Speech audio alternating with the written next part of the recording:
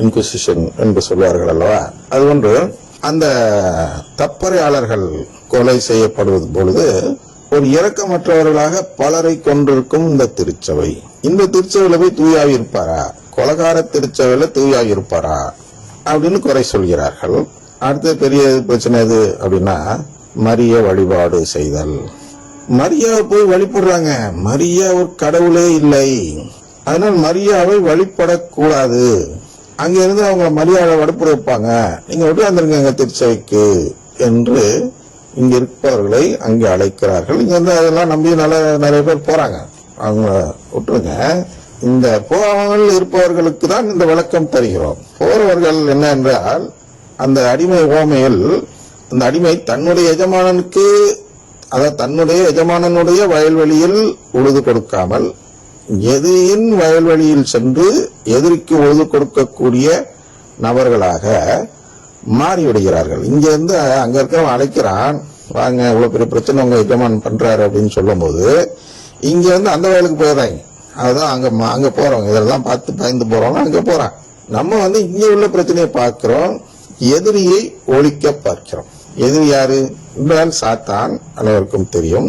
அந்த சாத்தான் என்ன செய்கிறான், எப்படி நம்ம எல்லாம் வந்து அவனுடைய வயல்வெளியில் உழுவதற்கு அழைக்கிறான் என்பதை தான் இப்பொழுது பார்த்து வருகிறோம். அதில் முதல் பகுதியாக தான் எதை பார்த்தோம் என்றால், உருவ வழிபாடு சிலை வழிபாடு என்று அச்சுறுத்தி இங்க உள்ளவர்களை அங்கு அழைக்கிறான். அப்ப இந்த உருவ வழிபாடு சிலை வழிபாடு செய்கிறோமே, அது சிலை வழிபாடு இல்லையா, உருவ வழிபாடு இல்லையா? உருவனா படம் வைத்து வழிபடுதல், சிலைனா செதுக்கப்பட்ட வடிவமைக்கப்பட்ட ஒரு சிலை உருவம். அதனால் சிலருக்கு உருவ வழிபாடுனா புரிய மாட்டேங்குது, அதனால ரெண்டுக்கும் ஒரு பாயிண்டா பிரிச்சு போட்டிருக்கு. இது ரெண்டுமே கத்தோலிக்க திருச்சபை செய்கிறது. என்ன செய்யுது, தன்னுடைய திருச்சபையே ஆலயங்களில் உருவங்கள் இருக்கின்றன, தன்னுடைய திருச்சபையின் ஆலயங்களில் சிலைகளும் இருக்கின்றன. என்ன அவங்க சிலைன்னு சொல்றாங்க, நம்ம சுரூபம்னு சொல்றோம். அப்ப இந்த சுரூபங்கள் சிலைகளாக வேலை செய்யல.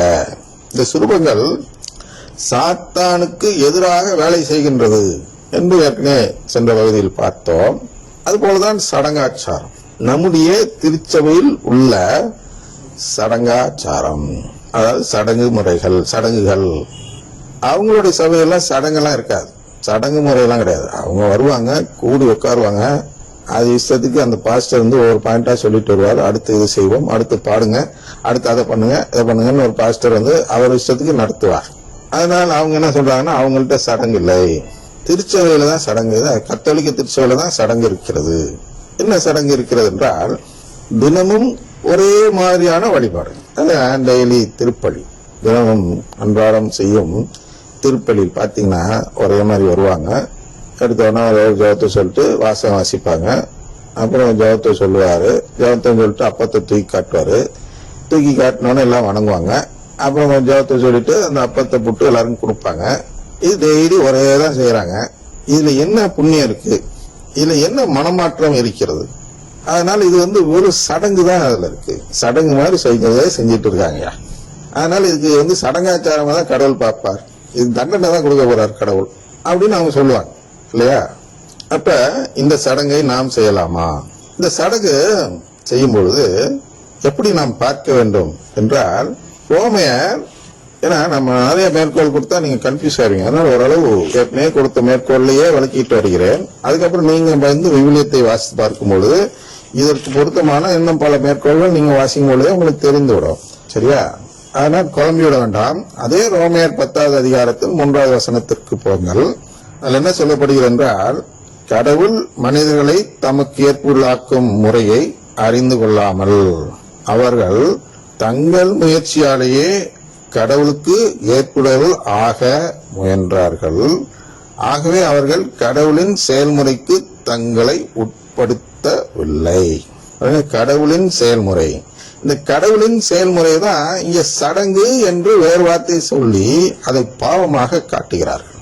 திருப்பலி என்பது கடவுளின் செயல்முறை, கடவுள் உருவாக்கிய ஒரு செயல்முறை. என்ன அது திருப்பலி எப்போ வந்துச்சு? ஏன்னா ஆரம்பத்திலே இது மாதிரி வசனம்லாம் எழுதி வச்சுட்டு வாசிச்சாங்களா அப்படின்னு கிண்டல் செய்யலாம் அவர்கள். கடவுளின் செயல்முறைனா என்ன? கடவுளின் செயல்முறைனா கேளுங்கள் கொடுக்கப்படும் என்று சொல்கிறார் அல்லவா? மத்தேயு 7:7